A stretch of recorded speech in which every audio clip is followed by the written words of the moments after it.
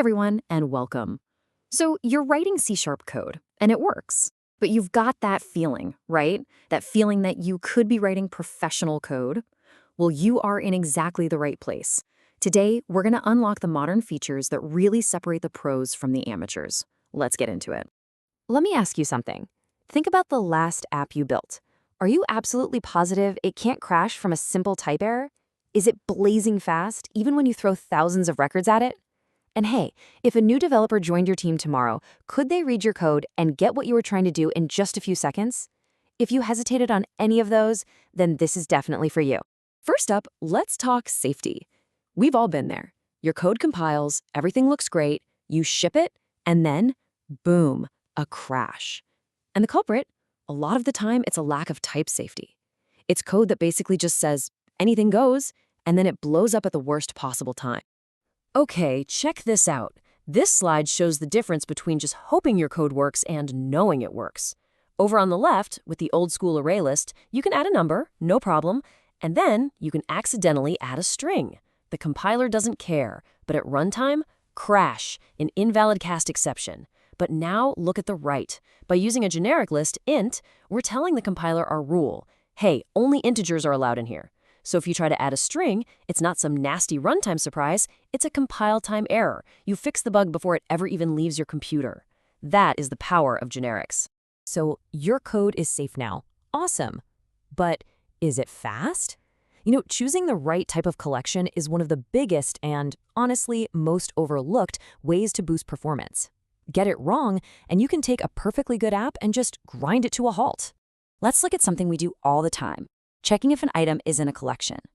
With a list, the computer literally has to go through every single item one by one until it finds what it's looking for. We call that O of n, or linear time. And the problem is, the more items you have, the slower it gets. But with a hash set, it's O of 1, basically instant. It doesn't matter if you've got 10 items or 10 million, the lookup time is pretty much the same. It's crazy fast. And to put that into perspective, we ran a little test, trying to find duplicate emails in a list of 100,000 using list contains. The result? Over 1.5 seconds. Now, in the world of software, that is an eternity. Can you imagine a user waiting that long just for a simple check? So then we ran the exact same test, but this time we just used a hash set. The difference was, well, it was night and day. The time under 5 milliseconds. It's not just a little faster, it is a completely different universe of performance. So remember, for fast lookups, HashSet is absolutely your go-to. We've covered safe code, and we've covered fast code. So now let's talk about clean code. Professional code should be easy to read, it should explain itself. And all that extra, verbose boilerplate and confusing logic, they're just a nightmare for anyone trying to maintain it. Just look at this. On the left, we've got a simple person class. But to get basic stuff, like checking if two people are the same and getting a nice string output, you have to write all this boilerplate code. It's nuts. Now contrast that with a modern C# record on the right. It gives us all of that and more in one clean, readable line. The intent is just crystal clear. This is a simple container for data. That's it. And it's the same thing for logic too. That old if-else chain on the left, it works, but it's so clunky. You have to read every single line to figure out the business rules. But on the right, the switch expression with pattern matching is declarative. It reads like a set of rules, not a list of instructions. It's not just shorter, it's fundamentally easier for a human to understand. All right, our final pillar of professional code is reusability. And let's be honest, the copy-paste approach is one of the most dangerous habits in programming. It just creates this maintenance nightmare where you fix a bug in one file, but you forget it's also in 10 other places. This here is a classic example of that problem. We need to manage customers, so we write a customer repository. Great. Then we need to manage products, so what do? We copy, paste, and just change customer to product. The logic for get by ID, get all, add, it's all identical. Now just imagine you have 20 more things to manage. This whole approach is completely unsustainable. So how do we solve this nightmare? Well, the solution is to combine generics with something called a constraint. And a constraint is really just a rule. It limits the types you can use. Think of it like a job posting that says, we'll hire anyone as long as they have a driver's license. That driver's license part, that's the constraint. It lets us write really flexible code while still having some guarantees about what we're working with. And you can think of it like this lock.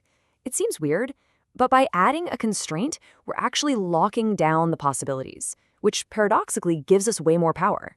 We can now make safe assumptions about our generic type T, which lets us call specific methods on it that we just couldn't before. And here it is, the beautiful, elegant solution. We create a single generic iRepository T.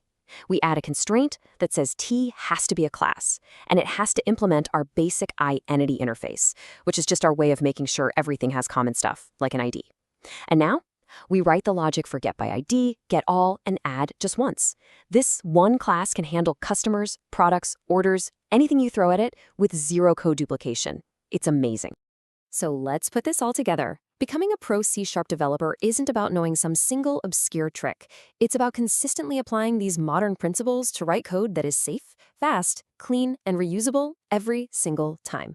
So here it is, your checklist for leveling up your code. Always, always prefer generic collections like list of T for that compile time safety. When lookup speed is critical, reach for a hash set or a dictionary. Use records to just slash all that boilerplate code for your data models. Embrace pattern matching to make your business logic clear and declarative. And finally, live by the don't repeat yourself principle by using that awesome generic repository pattern. And as we wrap up, I want to leave you with this one question. Think about the code base that you work in every single day. You know the one. That slow method using list.contains, that giant class that could be a one-line record, or that duplicated repository logic. Which piece of code will you go and transform first using what you've learned today?